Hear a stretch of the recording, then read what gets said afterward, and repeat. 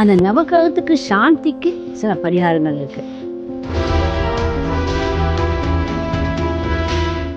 இதுதான் சூரியனுக்கு உரியது. அந்த சூரியன் நவக்கிரகத்துக்குரிய முத்திரை. புரிஞ்சுதா?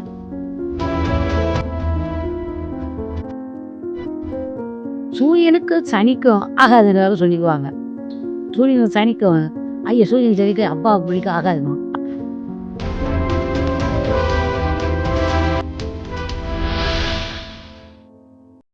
குருச்சரணம் இதை பார்க்குற எல்லா குழந்தைகளுக்கும், அதோட எனது லேக்கி குழந்தைகள் எல்லாரும் எல்லாவித நன்மைகளும் பெற்று பெருவாழ்வு வாழணும்னு நம்ம வேண்டிக்கிறேன்.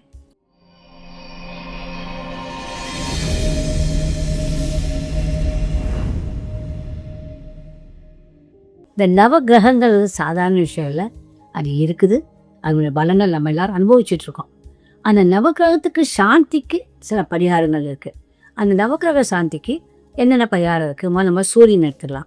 சூரியன்னாலே அது ஞாயிற்றுக்கிழமைன்னு அர்த்தம் இல்லையா? அதுக்கு என்னென்ன சூரியனுக்கு அந்த அந்த நாள் ஞாயிற்றுக்கிழமைக்குன்னு ஒரு பாத்திர தரப்பு இருக்குது. அது என்னென்னு பார்த்தீங்கன்னா white chestnut, walnut, graph apple. இது ஞாயிற்றுக்கிழமைக்குரியது. புரிஞ்சா? அதுக்குரிய நம்பர் என்னன்னா 156 ஞாயிற்றுக்கிழமைக்குரியது. அது எல்லாமே சூரியனை சேரும் இல்லை?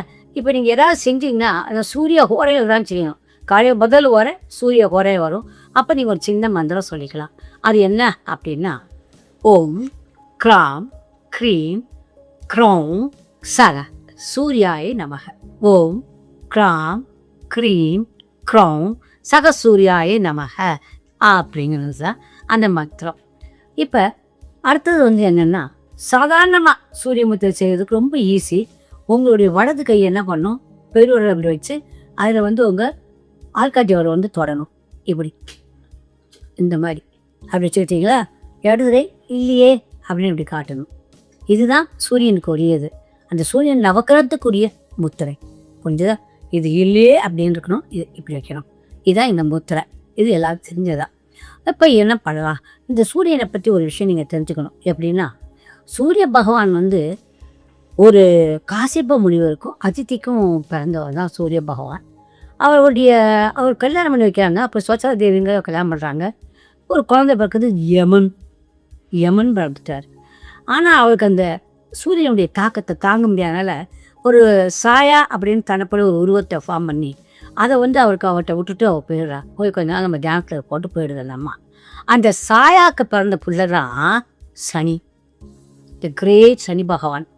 அப்படின்னு மொத்தத்தில் யமனும் சரி சனியும் சரி இந்த 2 பேரும் தான் டாப் மோஸ்ட் நவகிரகத்தில். 2 பேர் யார் குழந்தை? சூரியன். இதில் சூரியனுக்கு சனிக்கும் ஆகாதுன்னு வேறு சொல்லிக்குவாங்க. சூரியனுக்கு சனிக்கும் ஐயா சூரியன் சனிக்கு அப்பா பிடிக்க ஆகாதுமா அப்படின்னு வேறு சொல்லிக்குவாங்க. அது ஜோதிடர்கள் சொல்லுவாங்க, எந்த ஒரு மனிதன் எழுகின்ற சூரியனை பார்க்குறானோ அவன் பெரிய ஆளாகும் அப்படிங்கிறாங்க. அதாவது அப்போ தான் அந்த சூரியன் அப்படி வரும். நம்ம இந்த கன்னியாகுமரியில் பார்க்கணும்ல, அப்படி அது பொறுக்கு பொறுக்கு பொறுக்கு பொறுக்கு அப்படி மெதுவாக அந்த சூரியன் அப்படி வருவார். அந்த மாதிரி பார்க்குறது அவ்வளோ நல்லதான். நம்ம அவ்வளோ பார்க்க வேண்டாம். ஏதோ ஒரு வேளை அது கிளம்புறது நம்ம சூரிய ஒளி நாளிகைன்னு போட்டிருப்பாங்க. 6-4 6-4 6-5 ஏதாவது ஒரு சூரிய நாளிகைன்னு பார்ப்பாங்க. அப்போ பறக்கும் போய் வெளியில் போய் சூரியனை பார்த்துவங்க. அது எவ்வளோ பலன் இருக்கான். புரிஞ்சிச்சா? உங்கள் கையை அப்படி பார்த்துடணும். பார்த்துட்டு சூரியனை அப்படி பார்க்கணுமா. ஏன்னா அந்த சூரிய ஒளி படுறப்ப அத்தனை நன்மைகளும் கிடைக்கும் என்று நம்ம யார் சொல்கிறாங்க? இதுக்கு இருக்காங்க சித்தர்கள் எல்லாம் சொல்லி வச்சுருக்காங்க. நம்மளால தான் அதை கடைப்பிடிக்க முடியவில்லை. சரி, பொதுவான தானியங்களை ஊற வச்சு, அதாவது என்ன தானியம், சனிக்கிழமை அன்னைக்கு 7 தானியம் 7 வகையான தானியங்களை ஊற வச்சு ஞாயிற்றுக்கிழமை அன்னைக்கு காலையில் அதை பறவைகளுக்கு போடணும். அப்படி இல்லை கொஞ்சம் தானியங்களை பொடி பண்ணி எறும்புகளுக்கு போய் போட்டோம்னா அந்த எறும்புகள் மட்டும் டாக்கனால அதை நம்ம போட்டோம்னா 20 வருட காலங்களுக்கு நம்மளை வாழ்த்துமா அந்த எறும்புகள். அதனால் இது 7 ஞாயிற்றுக்கிழமை நீங்கள் செஞ்சுட்டு வரணும் இந்த எறும்புகள் போனதை. அதாவது ஏதாவது பிரச்சனைகள் இருக்குது, உங்களுக்கு சூரியன் சரியில்லை, ஏதாவது உங்களுக்கு உங்களுக்கு எந்த விதமான காரியம் எடுத்தால் தடையாக இருக்குது, உங்களுக்கு நிம்மதியில் ஒரு உடம்பு முடியாது போயிட்டே இருக்குது, அப்போல்லாம் இருக்கப்போ இதை செஞ்சு பாருங்கள். அடுத்தது கோதுமையை தானம் பண்ணணும். கோதுமை மாவு சப்பாத்தி செஞ்சு கொடுக்கலாம், கோதுமை மாவையும் தானம் பண்ணலாம், எப்படி வேணுமா நீங்கள் பண்ணலாம். அடுத்தது இந்த மாதிரி சூரியனுக்கு நான் என்ன சொல்கிறேன்னா, கட்டாயமாக நீங்கள் ஜாஸ்பர் அதுதான் அந்த விளக்கேற்றணும். ஞாயிற்றுக்கிழமை அன்னைக்கு இதை விளக்கேற்றணும். அதே போல் ஜாஸ்பர் மாலை ரெட் கேண்டிலில் விளக்கேற்றினீங்கன்னா நல்லாயிருக்கும். ரெட் கேண்டிலில் விளக்கேற்றிட்டிங்கன்னா சூப்பராக இருக்கும். அது ஒன்று.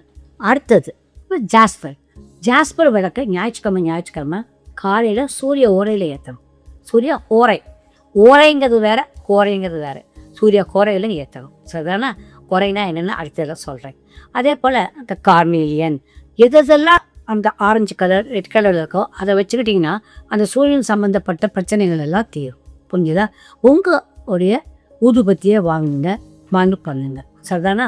அதை விட முக்கியம், இந்த குரு பயிற்சி வர்றப்ப அதுக்கு எந்த நட்சத்திரம் உங்களுக்கு உகந்தராக இருக்கோ அதனுடைய அந்த அட்டையை வாங்கி வச்சுக்கோங்க. அது இந்த மாதிரி தாக்கங்கள் உங்களுக்கு காப்பாற்றும். புரிஞ்சா கண்ணுகளை? இந்த மாதிரி தான் செஞ்சு முதல் சூரியன்ட்டு காப்பாற்றிக்கோங்க. சூரியனை ஐஸ் வச்சுக்கோங்க. சூரிய நமஸ்காரம் பண்ணி பாருங்கள். புரிஞ்சுதா? அதுக்கப்புறம் சூரியனுடைய காயத்ரியை சொல்லுங்கள்.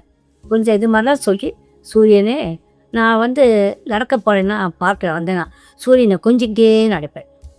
புரிஞ்சுதா? சூரியனை கொஞ்சிக்கணும். உங்கள் சொல்லோடி கேட்க வைக்க முடியுமா? சூரியனா முடியும். செஞ்சு பாருங்க.